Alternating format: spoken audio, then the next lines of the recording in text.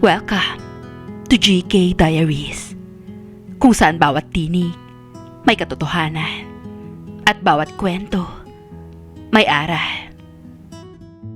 Itago nyo na lang ako sa pangalang Dolores. 42 taong gulang. May asawa, may negosyo, at may buhay na sa tingin ng iba ay maayos, tahimik, at buo. Pero hindi nila alam. Matagal nang may lamat ang mundong ginagalawan ko. May negosyo kaming car wash ng mister ko. Sa umaga, maaga akong bumabangon para maghanda. Sa hapon naman, ako pa rin ang nakatayo roon. Bantay, tagapangasiwa, tagapuno ng kulang. Habang ang mister ko, si Joaquin, ay nasa trabaho. At uuwi lang para huminga ng pagod at magbitaw ng mga salitang mas masakit pa minsan sa araw-araw na pagod ko. At ang kwentong ikukumpisal ko ngayon, hindi ko inaakalang mangyayari sa buhay ko. Hindi ko inaakalang darating ako sa puntong magmamahal ulit sa maling tao. At sabay ko ring matutuklasan na hindi rin pala ako ang unang nagkamali. Ito ang kwento kung paano unti-unting naghiwa-hiwalay ang piraso ng buhay ko. At kung paano may isang taong hindi ko inaasahan ang pumulot sa akin. Ito ang confession ko. Hindi ko alam kung kailan nagsimulang maging mabigat ang hangin sa bahay namin. Pero nitong mga huling buwan, parang bawat paghinga ko, may kasamang kirot. Si Joaquin, ang asawa ko, palaging pagod. Palaging mainit ang ulo. Palaging wala sa sarili. May trabaho siya sa planta tuwing umaga. Tapos sa hapon, dumadaan siya sa car wash namin bago umuwi. Pero sa totoo lang, ako ang bumubuhay ng negosyo. Ako ang nagbubukas. Ako ang naglilista ng kita. Ako ang nagpapasweldo.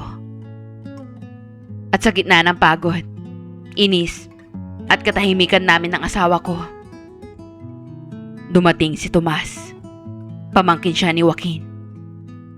22 taong gulang. Tahimik, magalang, masipag. Isa sa pinakamabilis maglinis ng sasakyan. At isa rin sa pinakamadaling ngumiti. Ordinaryong araw lang dapat iyon ng Martes. Mainit, maingay ang pressure washer. At kami ni Joaquin, syempre, nag-aaway na naman. "Huwag mo ang pakialaman yung resibo, Dolores," sabi niya. Malamig at nakakairitang tono. Alam ko ang ginagawa ko. Inaayos ko lang, sagot ko. Ramdam ang pagsikip ng dibdib ko. Bahala ka. Pag nagkaberya, ikaw mananagot. Yun lang. Paalis na siya. Walang tingin, walang lambing. Ni wala man lang salamat. Habang papalayo ang sasakyan niya, pakiramdam ko, parang may iniwan siyang mabigat. Naulap sa paligid. "Tita, okay lang po ba kayo?" Napalingon ako. Si Tomas, basa pa ang t-shirt, may hawak na hose, at nakatingin sa akin na para bang may nakikita siyang hindi nakikita ng iba. Yun yung pagod ko, yung lungkot ko, yung tahimik kong sigaw. Napaupo ako sa gilid. At bago ko pa napigilan, tumulo na ang luha ko. Ayos lang, bulong ko. Umiling siya. May ngiting malumanay. "Hindi kayo marunong magsinungaling, tita. Pero okay lang po. Nandito lang ako." At doon unang gumaan ang loob ko. Doon unang may kumawala sa dibdib ko. At doon nagsimula ang kwentong hindi ko na sana gustong balikan, pero kailangan kong ikwento. Hindi ko alam kung bakit sa dami ng tao sa paligid ko, mga suki, mga kliyente, kahit si Joaquin. Kay Tomas pa ako unang nalapitan. Siguro dahil hindi niya ako tinitignan bilang asawa ng tito niya, kundi bilang tao, bilang babae. Simula nung araw na yon, naging madalas na ang saglit na pag-uusap namin. Hindi ko hinanap, pero siya ang laging nauunang lumapit. Minsan, pag mabigat ang benta, sasabihin niya, "Tita, ako na dito. Magpahinga muna kayo." Kapag napapansin niyang may pinipigilan akong buntong hininga, tatanungin niya, "Si Tito po ba ulit?" At tatahimik lang ako. At siya naman ang mag-aalok ng tahimik na presensya. Pero isang gabi na hindi ko malilimutan, dumating ang bagyo. Hindi literal na bagyo, kundi yung uri ng bagyong nanggagaling sa sariling bahay. Pagdating ni Joaquin galing sa trabaho, agad siyang naghanap ng mali. Bakit kulang ang record? Bakit ganito? Bakit ganyan? Puro reklamo, puro sisi, wala man lang pasasalamat. At nang marinig niya ang sagot ko, doon siya sumigaw. "Kung hindi mo kaya, sabihin mo. Ako na gagawa ng lahat." Hindi ko alam kung pagod lang siya o galit talaga siya sa akin. Pero ang hirap ng hindi sigurado. Lumabas ako para huminga. Pero nag-init lang ang mata ko. Humalo ang luha ko sa tunog ng ulan na nagsisimula ng bumagsak. Hindi ko napansin na lumapit si Tomas. Basa ang buhok, hawak ang basahan. "Tita, huwag ka na munang umiyak." Hindi ko siya matignan, pero naramdaman ko ang kamay niyang marahang umawak sa balikat ko. Maingat, parang natatakot na baka mabasag ako. "Hindi niyo po deserve na sigawan po ng ganyan." Bulong niya. "Tomas, asawa ko siya. Hindi naman ako pwedeng. Hindi po excuse yun para saktan kayo." Putol niya. Mahina pero matatag. At doon, parang bumigay ang depensang ilang taon ko nang kinakapitan. Napahikbi ako sa harap niya. Hindi dahil gusto ko, kundi dahil sobrang bigat na ng lahat.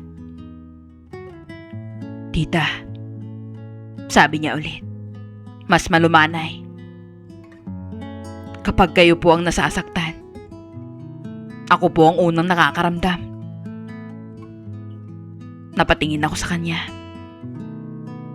At doon ko nakita, hindi awa, kundi pagmamahal na pilit niyang tinatago. "Tomas, bakit ka ba ganito sa akin?" Tanong ko, halos pabulong. Hindi siya sumagot agad. Kumurap lang siya, parang may pinipigilan. "Tita, Kasi mahal ko kayo. Mahal ko kayo bilang kayo. Hindi ko kayo mahal dahil tita ko kayo." Parang biglang huminto ang lahat. Ang ulan, ang ingay ng mga sasakyan sa kalsada, ang sakit sa dibdib ko. At doon nagsimula ang unang kasalanan ko. Hindi ko siya itinulak palayo. Hindi ako tumakbo. Hindi ako tumanggi. Tumayo lang ako roon, umiiyak, habang nakatingin sa binatang lalaking handang mahalin ako at pahalagahan na kailanman hindi pinaranas sa akin ng asawa ko. At doon nagsimula ang relasyon naming hindi dapat umusbong. Akala ko, pagkatapos ng gabing iyon, matatauhan ako. Akala ko iiwasan ko si Tomas. Akala ko, maaawat ko pa ang sarili ko. Pero hindi. Hindi ko nagawa. Kinabukasan, nagkatinginan kami sa car wash habang nag-aabang ng unang customer. Wala namang sinabi, pero ramdam ko na pareho kaming nag-iingat at pareho ring hindi makaiwas. "Good morning po, tita," sabi niya, pero may kakaibang lambing sa boses niya. Pinigilan ko ang sarili ko. "Tomas, behave tayo ha. Ayoko ng gulo." "Hindi naman ako nanggugulo," sagot niya, pero may ngiti sa labi. "Ikaw po ang gumugulo sa isip ko." Napatingin ako agad sa paligid. Baka may makarinig. "Tomas," bulong ko. Pero hindi ko may tatanggi. Kinilig ako.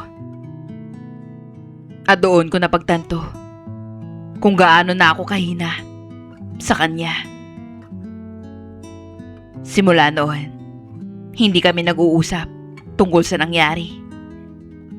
Pero nagbago ang kilos niya. Pag kaming dalawa lang, inaasikaso niya ako ng sobra. Pag may ibang tao sa shop, mas madalas siyang sumusulyap. At sa tuwing dumadaan ako, parang biglang humihinto ang galaw niya.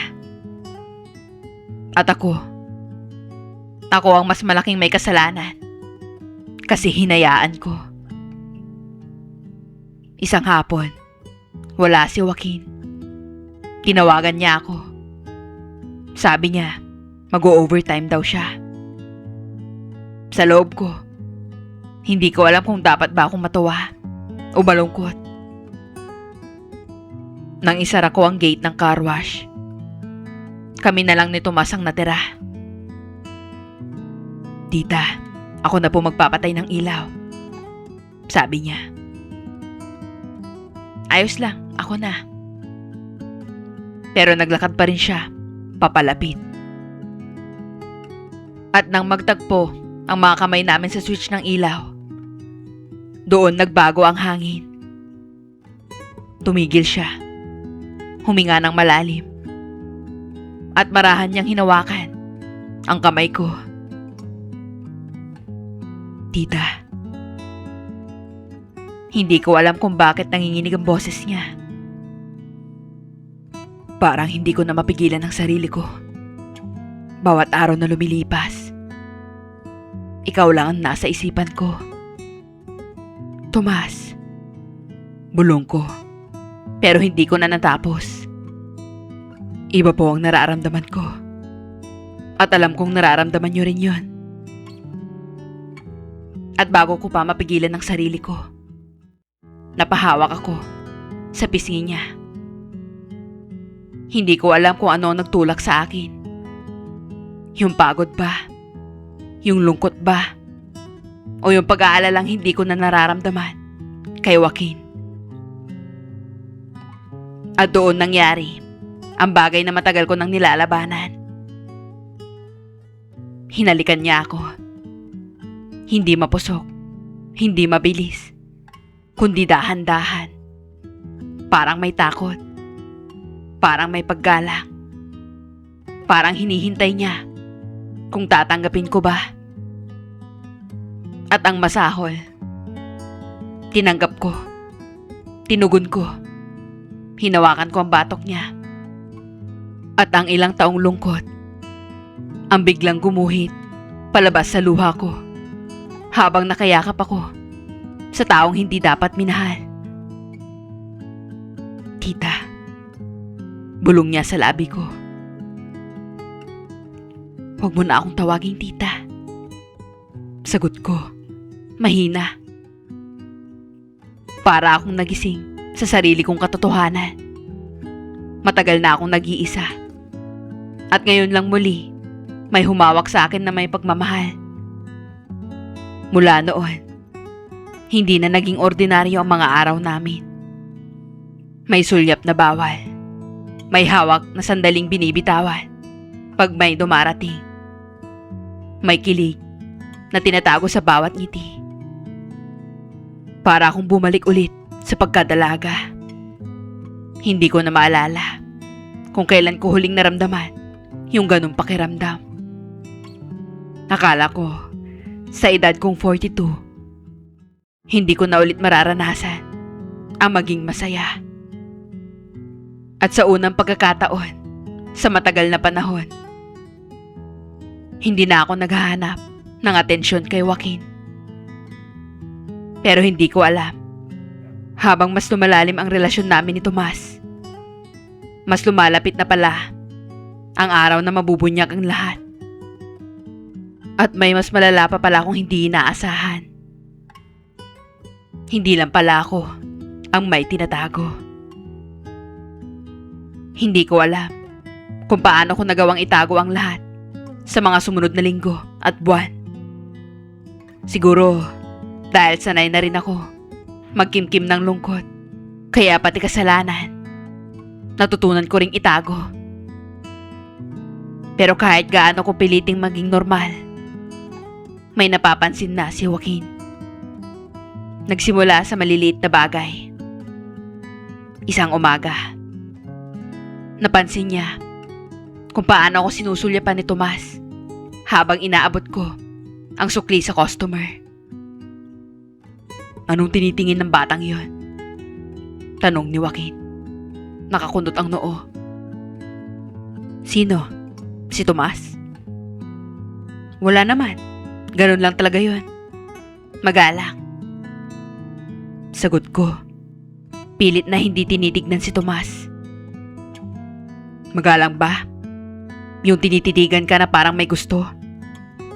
May diin ang boses niya.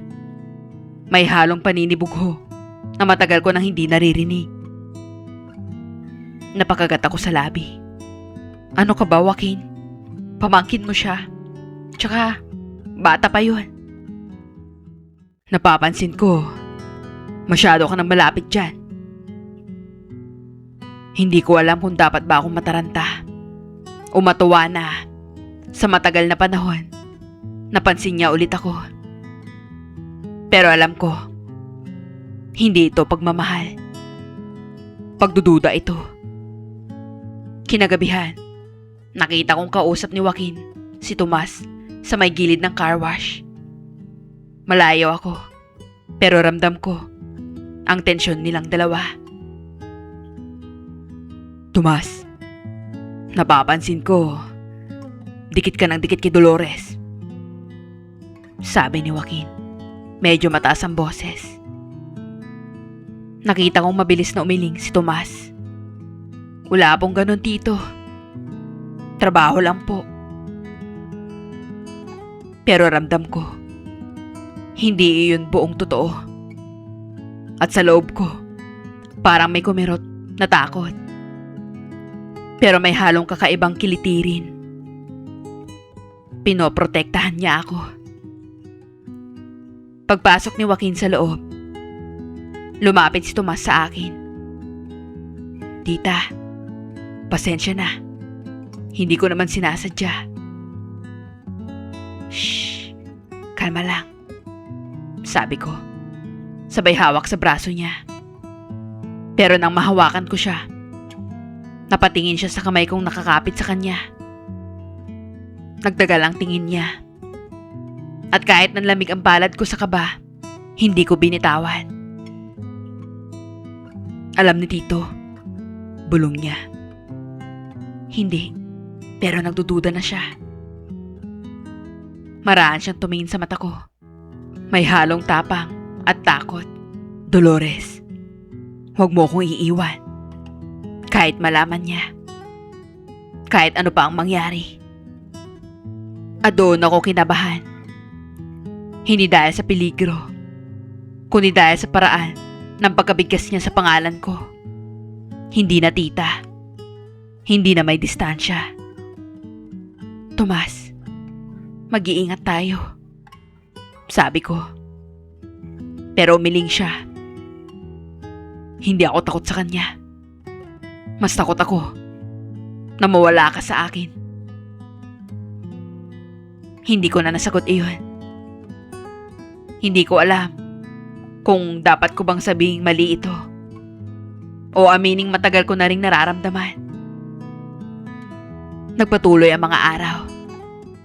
Ipinagpatuloy namin ang lihim naming koneksyon ni Tomas. Tuwing overtime si Joaquin sa trabaho, doon kami nagkakaroon ng oras na Tomas para magsama. Mali, oo. Pero anong magagawa ko kung mas mahal ko na si Tomas kesa kay Joaquin na puro galit na lang ang alam tuwing nasa bahay. Kaya masaya ako kapag alam kong overtime siya dahil nagkakaroon ako ng pansamantalang kalayaan para makasama si Tomas. Kahit malaki ang agwat ng edad namin, hindi niya pinaramdam sa akin ang gap sa pagitan namin. Tuwing magkasama kami, pakiramdam ko, prinsesa niya ako. Siya ang pumuno sa mga araw na nalulungkot ako dahil sa asawa ko. Siya ang nagparamdam ng pagmamahal na matagal ko nang hindi naramdaman sa asawa ko.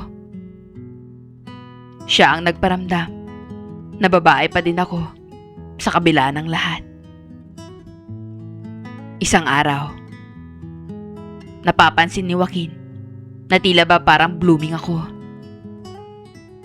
Dahil simula nang dumating si Tomas sa buhay ko, nagsimula na ulit ako mag-ayos ng sarili ko. Na kahit may edad na ako, ay hindi ako mukhang losyang dahil sa asawa ko. Akala ko, hindi napapansin ni Joaquin ang pagbabago ko. Gumaganda ka ata ngayon ah. May pinaghahandaan ka ba? O pinagpapagandahan? Wala naman. Masama bang mag-ayos? Sagot ko. Hindi naman.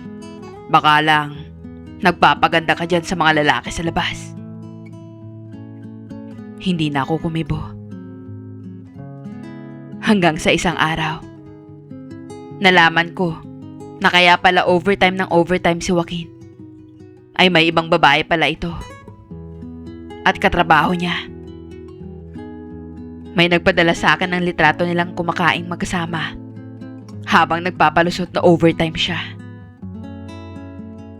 Noong mga oras na nakita ko yung litrato, hindi ko alam kung anong mararamdaman ko. Matutuwa ba ako? O magsiselos? Doon ko napagtanto. Kaya pala niya akong tinatrato na parang hindi asawa. Dahil may ibang babae siya. Pero tadhana nga naman. Dahil nung araw na yon, hindi ko alam na pinakailaman niya pala ang cellphone ko habang naliligo ako. Hanggang sa nakita niya ang mga palitan namin ng text ni Tomas at mga litrato naming dalawa na magkasama din. Galit na galit siyang lumapit sa akin. Bakit ganito ang palitan ng mensahe niyo ni Tomas? Akala ko ba wala lang? Natigilan ako. Joaquin. At ano to? May mga litrato pa kayong magkasama? Habang nakahiga? Teka lang, Joaquin. Sabihin mo nga sa akin, may relasyon ba kayo ni Tomas? Natahimik ako. Sumagot ka, Dolores. At hindi na ako nakapagpigil. Oo, meron. Anong klaseng asawa ka? Bakit, Joaquin? Kung magalit ka, parang ako lang nagloko sa ating dalawa ha. Bakit mo binabaliktad ang issue? Ikaw tong may lalaki. Talaga? Ako lang ba? Nilabas ko ang litrato nila ng babae niya. Eto. Anong ibig sabihin din nito? Natahimik siya. Nanlaki ang mga mata niya. Galit na galit ka sa akin dahil pinatulan ko yung pamangkin mo? Bakit? Natatakot ka sa sarili mong multo? Kung tutuusin, parehas lang tayo nagkamali, Joaquin. Kaya huwag kang magalit dyan na para bang napakadumi kong babae. Dahil parehas lang tayo. Kung gusto mo, maghiwalay na lang tayo at magkanya-kanya sa buhay. Matapang ka na makipaghiwalay? Bakit? Dahil sigurado ka nang sasaluhin ka ni Tomas? Mas mabuti na makipaghiwalay sa'yo kung araw-araw mo din na ipaparamdam sa akin na wala akong kwenta, Joaquin. Hindi. Hindi ako papayag. Kakasuhan kita. Kakasuhan ko kayo. Sige, gawin mo. At kakasuhan din kita. Magkita tayo sa korte. Kung yan ang gusto mo. Saka ako tumalikod para mag-impake ng mga gamit. Saktong palabas na ako ng bahay. Nang magsalita muli, si Joaquin. Mas pipiliin mo pa talaga si Tomas kaysa sa akin? Kung yun lang yung tanging paraan para makalaya ako sa'yo, gagawin ko. Huling sabit ko sa kanya bago ako umalis. Hindi ko itatanggi. Masakit at magulo ang pinagdaanan namin ng dati kong asawa. Pareho kaming nagkamali. Pareho kaming lumihis. At pareho naming binali ang tiwalang dapat sana'y iningatan namin. Ilang gabi rin akong hindi makatulog. Paulit-ulit na tinatanong ang sarili ko kung saan ako nagkulang o kung bakit namin hinayaang umabot sa ganito. Pero sa totoo lang, wala namang iisang may kasalanan. 2 taong napagod, naligaw, at hindi na marunong magmahal sa tamang paraan. Masakit man aminin, pero ang hiwalayan namin ang naging simula ng pagtingin ko muli sa sarili ko. Doon ko naintindihan na minsan, ang pagbitaw ay hindi kabiguan, kundi pagpapalaya sa sarili at sa isa't isa. Hindi ko man pinili ang mas madaling landas. Pinili ko ang landas na may kasunod na kapayapaan, kahit masakit sa simula. Akala ko, hindi paninindigan ni Tomas yung mga pangako niya sa akin. Pero nanindigan siya. Pinatunayan niya sa akin ang pagmamahal niya sa akin. Ngayon, kaming dalawa na ang magkasama. Oo, may pumuna. May nagsabi pang mali ako dahil pinili ko ang lalaking nagbigay sa akin ng pagpapahalaga sa panahong durog na durog ako. Pero sila, hindi nila nakita kung paano niya ako tinulungan bumangon. Hindi bilang kapalit ng asawa ko, kundi bilang isang taong naniwala na karapat-dapat pa rin akong mahalin ng tama. Hindi nila nakita kung paano niya ako tinuruan ulit kumain, ngumiti, at makahinga sa dinami-rami ng panghuhusga. Siya ang nagpaalala sa akin na kahit may mga pagkakamali, hindi doon natatapos ang pagkatao ko. Ngayon, natuto na akong tanggapin na ang buhay ay hindi laging pantay, hindi laging malinis, at hindi laging tama sa mata ng iba. Pero natutunan ko rin na hindi ko kailangang mamuhay na ayon sa dikta nila. Ang mas mahalaga kung paano ko hinaharap ang bukas. Nagkamali man ako, Hindi ko ikinakahiyang nagkamali ako. Ang mahalaga, natuto ako. At higit sa lahat, pinili kong mahalin ang sarili ko.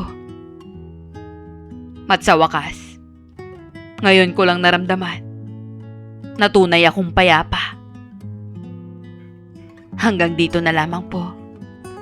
Lubos na gumagalang. Dolores.